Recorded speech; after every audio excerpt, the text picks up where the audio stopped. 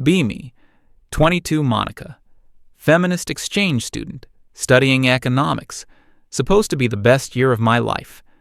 The university promised me a spot in a dorm, a nice, quiet, single room in the international student housing. I had it all planned out. Pictures looked great online. It was going to be my base of operations for a year of academic excellence and cultural immersion. Land in the new country, jet-lagged but excited. Get to the housing office, give them my name.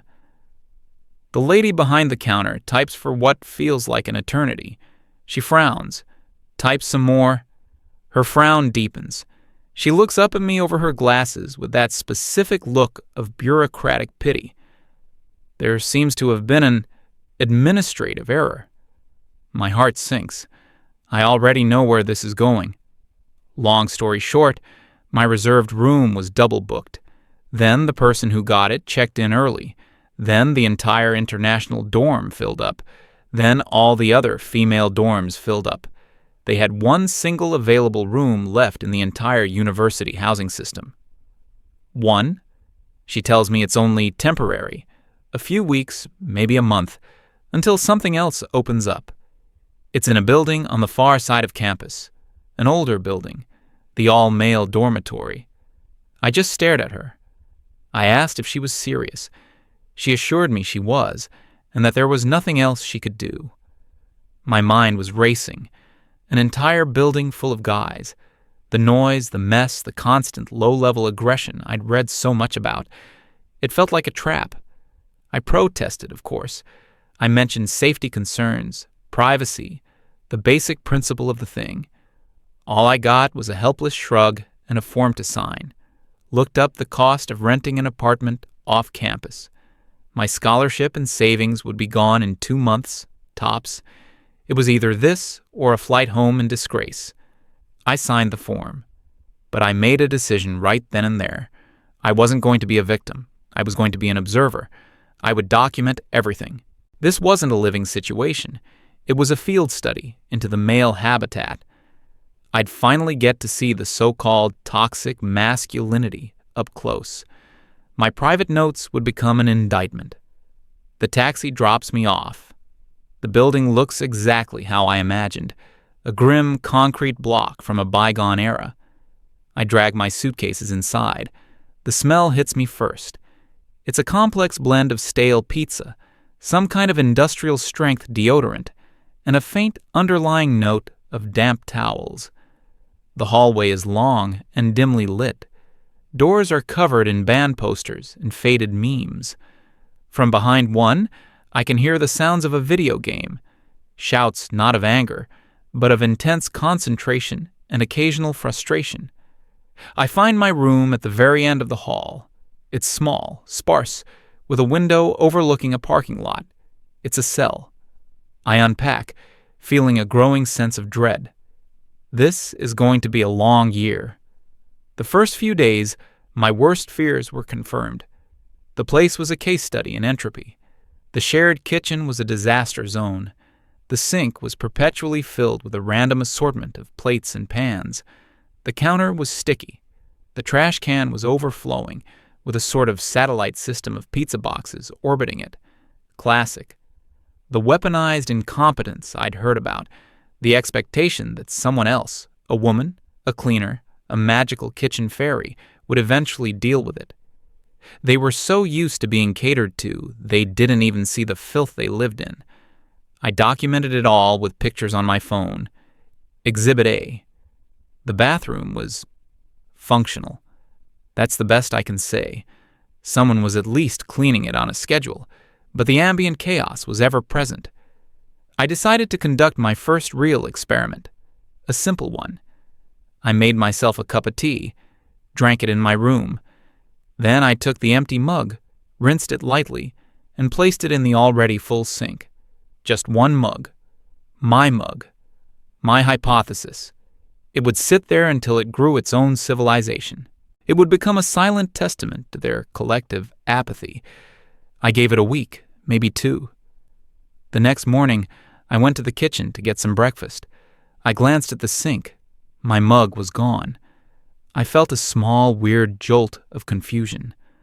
I looked around. There it was, sitting on the drying rack next to the sink. Perfectly clean, perfectly dry, sitting alongside a few other plates and bowls. My mind immediately started searching for an explanation. It had to be an outlier, a statistical anomaly. Maybe there was one guy on the floor who was a neat freak. Maybe his own mess tolerance had been breached and he'd washed everything in a fit of pique. It didn't fit the narrative. I decided to watch. That evening, I left my door slightly ajar. My room had a decent view of the kitchen entrance. Around 7 p.m., a guy I'd mentally labeled Brett walked in. He was one of the bigger guys on the floor, always in gym shorts and a tank top, the stereotypical jock, basically. The kind of guy who probably thought feminism was a brand of shampoo. I watched as he started cooking. He had a huge container of chicken and what looked like a dozen eggs. The whole process was methodical, efficient. No mess, no fuss. When he finished, he ate standing at the counter, scrolling on his phone. Then he went to the sink. He washed his pan, his plate, his fork. And then he just kept going. He put on a pair of headphones, turned on some music, and washed every single dirty dish that was in the sink. A pan left by someone else, a couple of bowls, a cutting board. He didn't sigh. He didn't mutter under his breath. He didn't make a big show of it. He just cleaned everything, wiped down the counter, put the drying rack in order, and left. The entire process took maybe 15 minutes. It was a quiet act of service, performed for no audience, except for me, the secret one. I sat in my room, completely baffled. This didn't compute. Where was the entitlement? Where was the expectation that someone else would clean up after him? He hadn't just cleaned his mess. He'd cleaned up the collective mess without complaint. I wrote it down in my notes, but I couldn't categorize it. It was just an anomaly. A week or so later, I had my next strange encounter.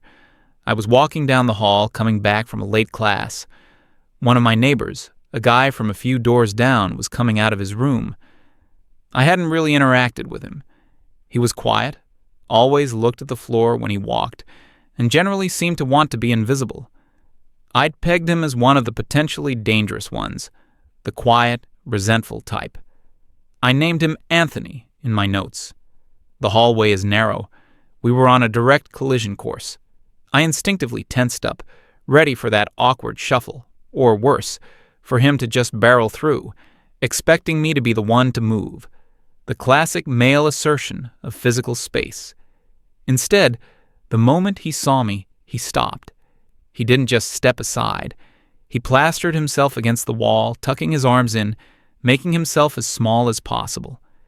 He looked down at his shoes, waiting for me to pass. He was giving me the entire width of the hallway. It wasn't politeness. It felt like something else. Fear. Like he was terrified of accidentally brushing against me, of infringing on my space in any way. He was actively trying to negate his own physical presence. I walked by, and he didn't move until I was several feet past him. It was the opposite of aggression. It was a complete abdication of presence. I got back to my room, feeling weirdly unsettled. My theory wasn't just being challenged. It was being presented with data that didn't fit any of my models. I started to pay more attention, not looking for evidence to confirm my bias, but just watching. I began to see that the perceived chaos was actually a complex, self-regulating system. It wasn't that there were no rules. It was that the rules were unwritten, enforced by a shared understanding. One night, I saw a guy finish the last of the milk. The next day, a new, full gallon appeared in the fridge. No notes, no angry texts in a group chat. It was just understood. You finish it, you replace it. Someone was playing music really loud late one night, around 1 a.m. I was about to go bang on the door. Before I could, I heard a phone buzz with a notification. A few seconds later, the music volume dropped to a barely audible murmur. I later found out they had a floor-wide group chat. The message wasn't an angry complaint. It was just, "Yo, man, got an 8 a.m. exam." And the response was an immediate correction. No argument, no deal with it. Just mutual respect for a stated need. This wasn't the anarchy I'd anticipated. It was a low-friction society built on a foundation of unspoken reciprocity. They treated each other with a baseline of respect that didn't require constant negotiation or emotional labor. My grand experiment, my documentation of toxicity, was failing spectacularly. I decided I had to be more direct.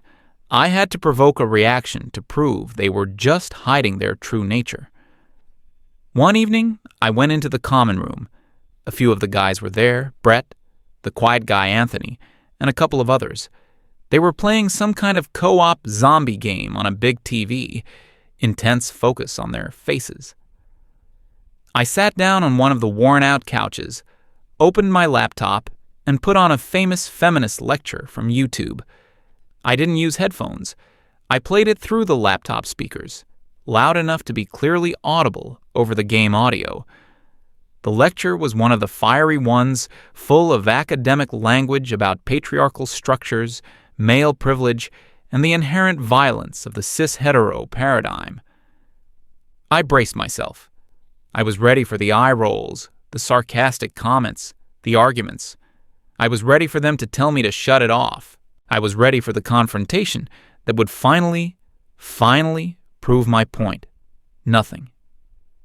One of the guys playing glanced over at my screen for a second, a flicker of mild curiosity in his eyes, and then immediately looked back at the game. Brett didn't even turn his head. Anthony, who was sitting in a corner chair reading a book, just seemed to shrink a little further into himself. The only reaction came from the guy with the controller. He paused the game, went into the settings, and turned the game volume up a few notches. Then he unpaused it.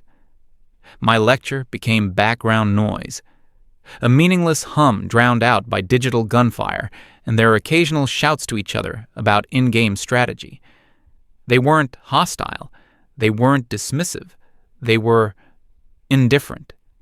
My ideas, my beliefs, the intellectual ammunition I had brought into their space, it was completely irrelevant to them. It didn't register as a threat, an argument, or even an opinion. It was just noise. To start a fight, your opponent has to acknowledge you're even there. And they didn't. It was the most profoundly invalidating experience of my life. I sat there for another 10 minutes, the lecturer's voice drowned out and ignored, before quietly closing my laptop and going back to my room. My whole framework was built on the idea of a power struggle, a conflict between oppressor and oppressed. But what do you do when the oppressor doesn't even know a war is being waged? I looked at my notes. Experiment number 3, ideological provocation. Result, failure. Subjects exhibit extreme apathy. I felt a deep, frustrating confusion. My project was falling apart. The monsters I had come to slay weren't just elusive. They didn't seem to exist at all. I was a ghost hunter in a house that wasn't even haunted. Life settled into a routine. I stopped the active experiments and just existed. I kept to myself, studied, and observed from a distance. I saw them helping each other with difficult coursework without being asked. I saw them sharing food when one guy's meal plan money ran out before the end of the month. I saw their stress before big exams, the way they'd look out for each other, making sure the coffee pot was always full during finals week. They were just people. Young men trying to navigate the pressures of school, money, and figuring out their future. The toxic masculinity I was so sure I would find was nowhere to be seen. What I saw instead was a quiet, constant undercurrent of mutual support. It wasn't expressed in hugs or long talks about feelings. It was expressed in actions, a shared meal, a quiet word of encouragement, a ride to the airport. My worldview was cracked, the foundations crumbling, but I still wasn't ready to abandon it. I told myself I just hadn't seen the right trigger yet. Under the right pressure, the facade would crack and the truth would come out. Then, sometime last month, the pressure came, and the facade did crack. But what was revealed underneath was not what I expected at all. The guy who became the center of it all was named Ricky. If the dorm floor had a social hub, he was it. Always cheerful, always had a story to tell. He was the one organizing movie nights in the common room or getting a group together to order food. He wasn't loud in an obnoxious way, just present. He had a kind of effortless charisma that made people feel included. Even I, in my self-imposed exile, had exchanged a few friendly greetings with him. He seemed like a genuinely good-natured person. That's why it was so noticeable when he disappeared. One day, he just wasn't around. The usual laughter in the hallway was gone. The door to his room, usually open, was firmly shut. The first day, nobody thought much of it, probably sick or buried in coursework. The second day, a quietness settled over the floor. It was a subtle shift, but I felt it. The atmosphere was heavier. By the third day, there were hushed conversations in the kitchen that would stop the moment I walked in. I knew something was wrong. My first instinct, conditioned by my old mindset, was that he'd done something. A fight, a drunken mistake, something that would reveal the true nature I had been looking for. I just had to wait for the details to emerge. It happened late one night. I couldn't sleep and went to the kitchen for a glass of water. The lights were off, but I could see two figures sitting at the small table in the dark, illuminated only by the glow from the window.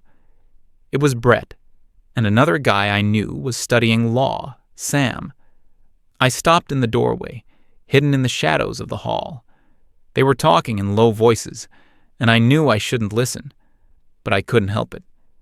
They were talking about Ricky. From their fragmented, weary conversation, I pieced together the story. There had been a party off campus a few nights ago. Ricky went with his girlfriend. At some point, some other guy started getting aggressive with her. Wouldn't leave her alone, was getting way too close, making her visibly uncomfortable. Ricky saw it happening. He walked over, put himself between them, and told the guy to back off. Just a calm, firm, "Hey man, that's enough." The guy apparently didn't like being told what to do. He shoved Ricky. Ricky shoved him back, just to create space. It was a defensive move. The guy stumbled, a few drinks were spilled, and that was it. Security came over, the guy's friends pulled him away, and the incident was over in less than a minute. No big brawl, no serious fight. Or so they thought. The next part of the conversation made my blood run cold. The guy who got shoved went to the university administration the next day. But he didn't go alone. He and a group of his friends, along with Ricky's own girlfriend and her friends, filed a formal complaint. Their story was completely different. They claimed Ricky had been possessive and jealous all night, that he had instigated the conflict out of nowhere, exhibiting aggressive and controlling behavior. They said he had violently assaulted the other student without provocation. His own girlfriend was a witness against him. Sam was explaining the mechanics of it to Brett. He said the university's disciplinary board operates on a preponderance of evidence standard, which basically means whoever's story sounds more likely. And right now, the board had the testimony of half a dozen people painting Ricky as the aggressor. Against him was only his own word. He was facing immediate suspension, possibly expulsion. Brett just sat there, shaking his head. He was protecting her, he said. It wasn't a question. It was a statement of fact, hollowed out by disbelief. Sam replied quietly. It doesn't matter what he was doing. It matters what they're saying he was doing. His girlfriend's betrayal was the part they kept coming back to. Why would she do it? Sam had a theory. The social pressure. Once the narrative was set that Ricky's actions were toxic, she had a choice. Either defend him and be labeled an apologist for toxic masculinity herself, or join the chorus and preserve her own social standing. She chose herself. I went back to my room, but I didn't sleep. My entire intellectual framework, everything I thought I knew about power dynamics, was being turned inside out. The system wasn't protecting the vulnerable. The system was being used as a weapon. The narrative I'd been so sure of, men as aggressors, women as victims, was not just wrong in this case, it was inverted. Here was a man being systematically destroyed for committing the crime of acting protectively. He was being sacrificed on the altar of an ideology that demanded a villain, and he was the most convenient one available. The next day, I saw Ricky. He was walking back from what I assumed was a meeting with the dean. He didn't look angry. He looked broken, like he couldn't comprehend how the world had shifted under his feet. The cheerful light in his eyes was gone, replaced by a haunted, confused emptiness. This was the moment I had been waiting for, the pressure point. I watched to see how the other guys would react. Would they mock him for being weak, tell him to man up? Would they abandon him, afraid of being associated with him? They did none of those things. What they did was something far more powerful. They built a silent fortress around him. The next few days were a masterclass in unspoken male support. I saw Brett cook a huge meal, way more than he would eat himself. He filled a plate, walked down the hall, and just left it outside Ricky's closed door. He didn't knock. He didn't say a word. He just provided for him. Sam spent hours in Ricky's room. I'd see him go in with a laptop and a stack of papers and come out much later, looking exhausted. He was providing his expertise, his time, his knowledge, trying to navigate the bureaucratic maze that was threatening to swallow his friend. The other guys on the floor changed their behavior. The music was kept low. The usual rowdiness in the common room was toned down. It wasn't a somber mood, exactly. It was a mood of quiet solidarity. When Ricky did emerge from his room to go to the kitchen or the bathroom, no one stared. No one asked probing questions. They'd just give him a quiet nod, a simple, "Hey man."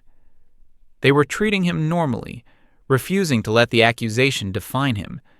They were holding a space for him, reminding him that in this building he was still one of them, regardless of what the outside world was saying. They weren't talking about their feelings. They were acting on them. Loyalty, support, and protection were not abstract concepts. They were a plate of food, a legal argument, a respectful silence. I was just an observer, a foreigner watching a tribal ritual I was never meant to understand. I felt powerless, and for the first time, I felt ashamed of my initial mission. I had come here looking for toxicity, and instead, I had found a quiet, profound display of honor.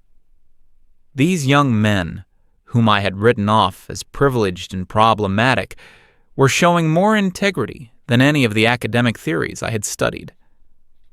A few days later, I saw something that pushed me from observation to action. I was walking past Sam's room. His door was open, and he was talking to Brett. He was holding his phone, showing Brett the screen. I only caught a glimpse, but it was enough. It was a screenshot of a text conversation. A friend of a friend had sent it to him. It was from Ricky's girlfriend, sent to one of her friends. I couldn't read the whole thing, but one sentence was burned into my memory. I know he was just defending me, but everyone is saying he was toxic, and if I don't agree, they'll come after me too. The smoking gun. It was proof. Proof that this was all a lie, a social cascade of cowardice and self-preservation. Proof that Ricky was telling the truth. Sam and Brett looked defeated. They had proof, but what could they do? If they revealed the screenshot, the person who sent it would be targeted. It was inadmissible, unofficial, just a piece of digital gossip that confirmed a tragedy. That night, I sat in my room, staring at my laptop. My hands were shaking. I could do nothing. I could remain the neutral observer. It wasn't my fight. but I thought about the hollow look in Ricky's eyes. I thought about Brett leaving the plate of food. I thought about Sam sacrificing his study time.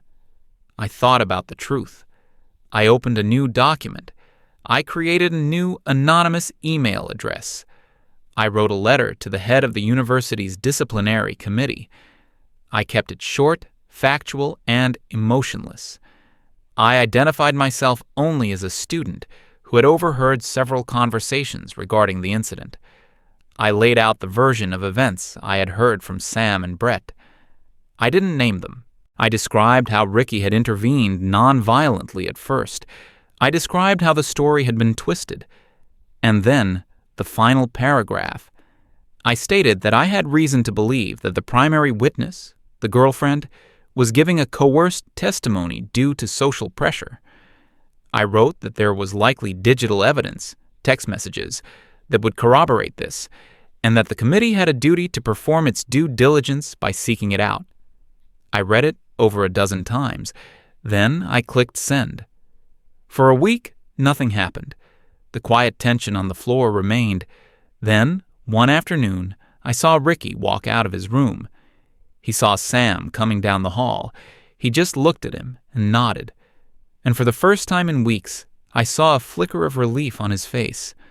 A small, almost imperceptible smile. The rumor mill started up again, but this time the news was good. My anonymous email must have landed on the right desk. Someone with a conscience, maybe. The committee had postponed their ruling and launched a procedural review. They had started re-interviewing people. The official story was starting to crumble under scrutiny. The charges weren't dropped immediately, but the threat of expulsion was gone. It was clear the university knew the case was a mess and wanted it to go away quietly. Life on the floor slowly returned to normal. The music got a little louder. The laughter came back. No one ever mentioned my involvement. No one knew. It was my secret, my one small act of atonement. I deleted all my old notes, the photos of the messy kitchen, the descriptions of my failed experiments, my catalog of imagined slights, all of it. It felt like shedding a skin. The person who had arrived here, so sure of her worldview, so ready to find monsters, was gone. I realized I hadn't come here and found a den of toxicity. I had found a community that functioned on a simple, unspoken code, a code of loyalty, mutual support, and quiet strength. They weren't perfect, but they were good. They took care of their own. A few weeks ago, I was walking back to my room on a Friday night. The door to the common room was open. Most of the guys were in there, watching some dumb action movie on the big TV. Pizza boxes were stacked on the coffee table. As I walked past, Brett looked up. He didn't smile, just gave me his usual neutral look. He pointed a thumb toward the couch. There was one empty spot. "We got pepperoni," was all he said. I hesitated for a second. Then I walked in and sat down. Someone handed me a slice of pizza. I took it. The movie was loud and ridiculous. On screen, a hero was saving the world. But in that worn-out common room, surrounded by these young men I had so badly misjudged, I felt safer than I had in a very long time. My whole academic crusade seemed so naive now, so pointless. You can't understand the world through theories and textbooks. You have to live in it.